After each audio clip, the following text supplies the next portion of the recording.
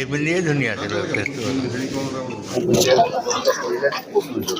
সচৰাচৰ যেতিয়া এটাতকৈ অধিক কাল 2টা বা 3টা কাৰ্যকাল কোনোবা এখন চৰকাৰ যদি থাকে বৰ্তি থাকে তাৰ পৰৱৰ্তী নিৰ্বাচনত প্ৰায়ে এইটো এটা আমাৰ চৰিত্ৰ গণতন্ত্ৰীয় চৰিত্ৰ যে এটা প্ৰতিষ্ঠান বিৰোধী ঢৌ দেখা পোৱা যায় যাক আমি ইংৰাজীত এণ্টি ইনকামবেঞ্চি বুলি কওঁ। এইবাৰ প্ৰথমবাৰৰ বাবে এটা আমি বিৰল ঘটনাৰ সাক্ষী হৈছোঁ যে এইবাৰ ক'তো প্ৰতিষ্ঠান বিৰোধী ঢৌ নাই। এই যে ৰাতিপুৱা যদিও বতৰ বৰ বেছি ফৰকাল নহয়, এই যে অভূতপূৰ্ব সঁহাৰি ৰাইজে ওলাই আহিছে, এইবাৰ ভোটিঙৰ পাৰ্চেণ্টেজো বাঢ়িব, সেইটো এটা কথা সূচায় যে এইবাৰ কোনো প্ৰতিষ্ঠান বিৰোধী নাই। এইবাৰ প্ৰতিষ্ঠান সপক্ষে প্ৰ' ইনকামবেঞ্চি যিটো আছে ফেক্টৰ, সেই ফেক্টৰটোহে কাম কৰিব।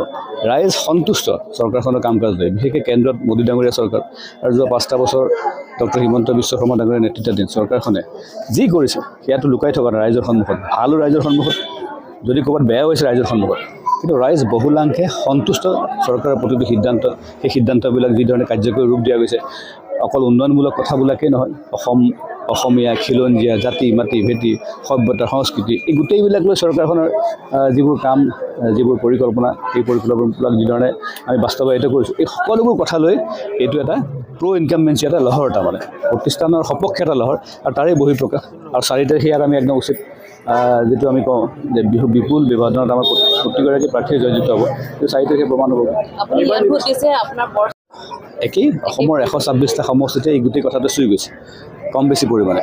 আৰু আমি আৰু মিত্ৰজোঁটৰ প্ৰাৰ্থী আমি হেৰি হৈছোঁ, কেইটামান সমষ্টি বাদ দি মুখ্যমন্ত্ৰী মহোদয়ে কৈছে আমাৰ 90টাৰ পৰা 100টা সমষ্টিৰ ভিতৰত, বাকী সমষ্টিবিলাকত আমাৰ স্থিতি আপোনালোকে জানেই, য'ত তাত আমি জিকাৰ সম্ভাৱনা বহুত কম, বহুত ক্ষীণ বা কিছুমানত আমাৰ নাই, কিন্তু য'ত আমাৰ জিকাৰ সম্ভাৱনা আছে সেই গোটেইকেইটা সমষ্টিত আমি বিপুল ভোটত জিকিম।